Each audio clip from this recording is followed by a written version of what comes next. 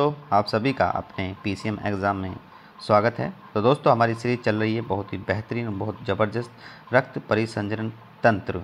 दोस्तों, आज के कम से कम जो क्वेश्चन है वो 25-25 बार हर एक एग्ज़ाम में पूछे गए हैं, जिसमें आपको हर एक क्वेश्चन आपको इसी सीरीज़ से देखने को मिलने वाला है। तो चलिए दोस्तों, स्टार्ट करते हैं बहुत तेज़ी के साथ में अपनी क्लास को।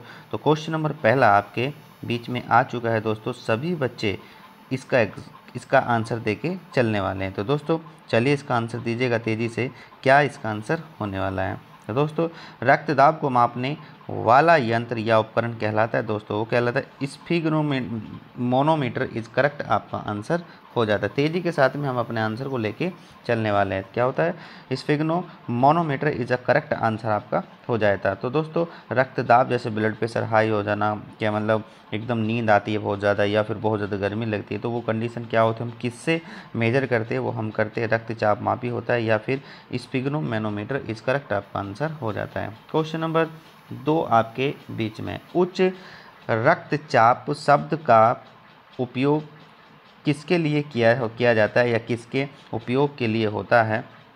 दोस्तों, हृदय गति बढ़ जाने के कारण, हृदय गति घट जाने के कारण, रक्त में कमी या रक्त दाब में वृद्धि। तो दोस्तों, इसका सही आंसर हमारा जो हो जाएगा वो क्या होगा, रक्त दाब में वृद्धि। तो 2 का डी ऑप्शन आपका करेक्ट हो जाता है। आगे बात करेंगे, मनुष्य के रक्त में उपस्थित शर्करा की मात्रा होती है, यानी किसकी मात्रा वो होती है। तो दोस्तों याद रखना, वो हमारे किसकी, ग्लूकोज की मात्रा होती है। क्वेश्चन नंबर 3 का बी ऑप्शन आपका करेक्ट हो जाता है। आगे, किस वैज्ञानिक ने सबसे पहले किस वैज्ञानिक ने सबसे पहले रक्त संचरण की व्याख्या की। तो दोस्तों याद रखना, ये कौन सा, लुवेनहॉक ने, विलियम हार्वे, ग्रामर या राक। तो ये दोस्तों ये किसने की थी, सबसे पहले रक्त संचरण की व्याख्या की थी, तो वो था विलियम हार्वे इज करेक्ट, आपका आंसर हो जाता है। क्वेश्चन नंबर 5, एक नाइट्रोजन युक्त अपशिष्ट रक्त में एकत्रित हो जाता है तो कौन सा अंग कार्य नहीं करता है। तो दोस्तों याद रखना, जब भी कभी ऐसा क्वेश्चन आपको लिए देखने को मिले कि नाइट्रोजन युक्त अपशिष्ट रक्त में एकत्रित हो जाता है, तो वो हमेशा अंग आपका कार्य नहीं करेगा, तो वो हमारा किडनी होती है, या हम कह सकते हैं वृक्क इज करेक्ट आपका आंसर हो जाता है। क्वेश्चन नंबर 6 आपके बीच में है, एक व्यक्ति जिसका रक्त समूह बी वह किस व्यक्ति को आसानी से रक्त प्रदान कर सकता है। तो दोस्तों इसका सही आंसर हमारा जो हो जाएगा वो हमारा आंसर हो जाएगा दोस्तों, ये इसका आंसर डी इज करेक्ट आपका आंसर हो जाएगा, या तो बी या फिर ए बी इज करेक्ट आपका आंसर हो जाता है। आगे, एक व्यक्ति, फिर से क्वेश्चन रिपीट हुआ है, एक व्यक्ति जिसका रक्त समूह बी वह किस व्यक्ति को आसानी से रक्तदान कर सकता है। तो उसका सही आंसर हमारा डी इज करेक्ट आपका आंसर हो जाता है। चलिए आगे बढ़ेंगे, हेमोटोपाइसिस कहाँ संपन्न होता है। दोस्तों, हेमोटोपाइसिस कहाँ पर संपन्न होता है, तो ये हमारा होता है दोस्तों कहाँ पर, तो ये अस्थि मज्जा इज करेक्ट आपका आंसर हो जाता है। क्वेश्चन नंबर 8 का डी ऑप्शन आपका करेक्ट हो जाता है। आगे, मनुष्य के शरीर में सबसे बड़ी धमनी कौन सी होती है। तो मनुष्य के शरीर में सबसे बड़ी ध्वनि कौन सी होती है, वो हमारी कौन सी, महाधमनी इज करेक्ट आपका आंसर हो जाता है। आगे, रक्त का लाल रंग किसकी उपस्थिति के कारण होता है। तो ये होता है हमारा हीमोग्लोबिन की वजह से होता है। हीमोग्लोबिन में कौन सा धातु पाया जाता है, तो वो हमारा कौन सा, लोहा होता है, या आयरन इज करेक्ट आपका आंसर हो जाता है। सार्वभौमिक दाता कौन सा रक्त समूह होता है। सार्वभौमिक दोस्तों इज करेक्ट हमारा ओ इज करेक्ट हो जाता है, और अगर प्राप्तकर्ता पूछते तो ए बी हमारा करेक्ट हो जाता है। ए बी प्राप्तकर्ता में हमेशा ए बी पॉजिटिव होता है, और ये हमारा जो ओ होता है वो हमेशा नेगेटिव होता है। तो क्वेश्चन नंबर 11 का डी ऑप्शन आपका करेक्ट हो जाता है। निम्न में से हीमोफीलिया का लक्षण होता है रतौंधी, रक्त का थक्का न बनना, रिकेट्स या हीमोग्लोबिन की कमी। तो ये दोस्तों याद रखिएगा, हीमोफीलिया के लक्षण के कारण आपका क्या होगा, रक्त का थक्का नहीं बनेगा। तो क्वेश्चन नंबर 12 का बी ऑप्शन आपका करेक्ट हो जाता है। आगे, निम्न में से कौन सी रक्त कोशिकाएं रक्त का थक्का बनाने के लिए जरूरी है। तो दोस्तों याद रखना, रक्त का थक्का बनाने के लिए सबसे ज़रूरी क्या होती है, तो वो हमारे अंदर कितनी होनी चाहिए, प्लेटलेट्स होनी चाहिए। और मैं बार बार बताता हूँ प्लेटलेट्स की ब्लड के अंदर कितनी प्रतिशत होती है, तो लगभग इसकी हमारी 45% इस करेक्ट आपका आंसर हो जाता है। प्लाज्मा कितना होता है, लगभग ये 55% के आसपास आपके शरीर में उपस्थित होता है। तो क्वेश्चन नंबर 13 का ए ऑप्शन आपका करेक्ट हो जाता है। आगे, कौन सी रक्त कणिकाएँ बीमारी के खिलाफ प्रतिरोध करने में मदद करती है, तो दोस्तों वो हमारी क्या होती है, ल्यूकोसाइड इज करेक्ट हो जाती है। ठीक है, तो ये भी आपको पता होनी चाहिए। याद रखना, WBC की सबसे बड़ी कोशिकाएं WBC की सबसे बड़ी कणिकाएं कौन सी होती है, वो हमारी लिम्फोसाइड इज करेक्ट आपका आंसर हो जाती है।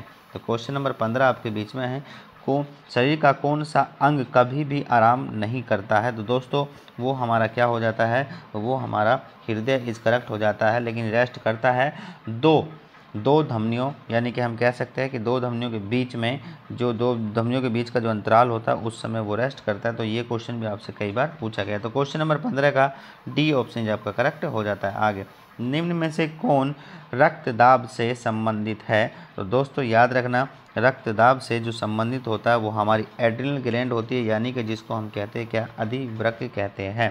तो याद रखना, यही उत्तेजना के लिए भी हमारी शरीर में क्या होती है, रिस्पॉन्सिबिलिटी होती है या निर्भर करती है। तो क्वेश्चन नंबर 16 का डी ऑप्शन आपका करेक्ट हो जाता है। आगे, रक्त का द्रवित भाग जिसमें कणिकाएं पाई जाती है कहलाता है, दोस्तों जिसमें हमारा क्या होता है, तो रक्त का द्रवित भाग, लिक्विड भाग होता है जिसमें कणिकाएं पाई जाती है, उसको हम क्या कहते हैं दोस्तों, उसको हम सीरम कहते हैं। तो क्वेश्चन नंबर 17 का सी ऑप्शन आपका करेक्ट हो जाता है। आगे, निम्न में से कौन सा विटामिन रक्त का थक्का जमाने में मदद करता है, तो दोस्तों इसका विटामिन के इज करेक्ट आपका आंसर हो जाता है। 18 का के इज आंसर हो जाता है। आगे बात करेंगे, ECG किसके कार्य को दर्शाता है, दोस्तों जब भी कभी आपको दिल की बीमारी हो जाती है तो आपको एक टेस्ट होता है, वो कौन सा ECG होता है, तो इसका सही आंसर आपका क्या होगा, हृदय इज करेक्ट आपका आंसर हो जाता है। आगे, मानव शरीर में अपर्याप्त मात्रा में